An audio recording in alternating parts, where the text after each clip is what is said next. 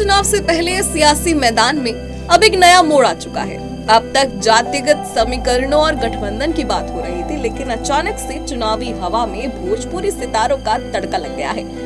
भोजपुरी के power star Pawan Singh की BJP में वापसी के साथ ही राजनीतिक गलियारों में हलचल तेज हो गई है।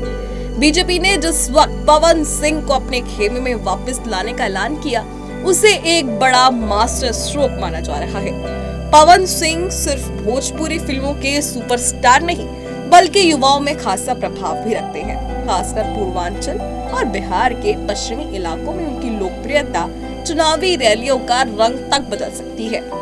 पवन सिंह का जुड़ना बीजेपी के लिए इसलिए भी अहम है क्योंकि हाल के दिनों में राजपूत समाज के बीच पार्टी के प्रति कुछ नाराजगी देखने को मिल रही थी। ऐसे में पवन सिंह का चेहरा इस वोट बैंक को साधने का हथियार बन सकता है। अब जैसे ही पवन सिंह की वापसी की खबर आई है, तो चर्चाएं तेज हो गई हैं कि अब आरजेडी कौन सा जवाबी दांव खेलेगी। और यहाँ सबसे ज्यादा चर्चा में नाम है भोजपुरी सिनेमा के दूसरे बड़े स्टार खेसारी लाल यादव का। बता दें, खेसारी पहले भी लालू परिवार के करीबी माने जाते रहे हैं और साल 2020 के चुनाव में उनका गाया हुआ गीत तेजस्वी सरकार चाहिए खूब हिट हुआ था और चुनाव प्रचार का हिस्सा भी बना था। और यही वजह है कि अब चर्चा गर्म है कि तेजस्वी यादव खेसारी को पार्टी में शामिल कर सकते हैं।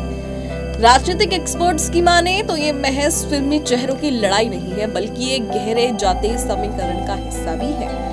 पवन सिंह राजपूत समुदाय से आते हैं और उनके आने से बीजेपी का अग्रणी जातियों में पकड़ मजबूत होगी। तो वहीं दूसरी ओर खेसारी यादव जाति से आते हैं और अगर वे आरजेडी में आते हैं तो MY समीकरण यानी कि मुस्लिम यादव को धार मिल सकती है। साथ ही खेसारी का प्रभाव पिछड़ी और अति पिछड़ी जातियों में भी है और सीधे सीधे नीतीश कुमार के वोट बैंक को प्रभावित कर सकती है।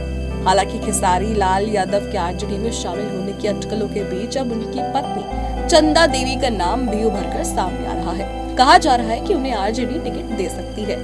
हाल ही में जब खेसारी लाल यादव से पूछा गया कि उनकी पत्नी चंदा देवी को लेकर चर्चाएं चल रही है कि वो राजद से चुनाव लड़ सकती हैं, तो उन्होंने कहा कि चुनाव लड़ेगी भी तो वही लड़ेगी, मैं नहीं।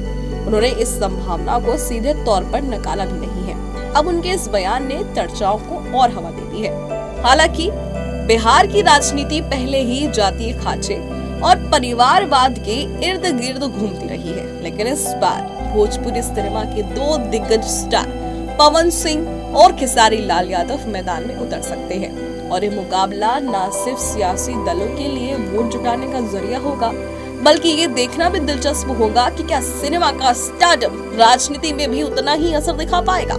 राजनीतिक पंडितों की माने तो बीजेपी ने पवन सिंह को सामने लाकर राजपूत वोटों और युवाओं को साधने का प्रयास किया है। वहीं अगर खेसारी आरजेडी में आते हैं तो यादव वोटों के साथ साथ पिछड़ी जाति और युवा वर्ग पर पकड़ और मजबूत होगी। ऐसे में पवन बनाम खेसारी की टक्कर चुनावी मंच पर सीधे बीजेपी बनाम आरजेडी की लड़ाई में तब्दील हो जाएगी। ऐसे में सवाल है कि क्या पवन सिंह और खेसारी वाकई आम वोटों को प्रभावित कर पाएंगे या सिर्फ सियासी दलों की चमक दमक भर है।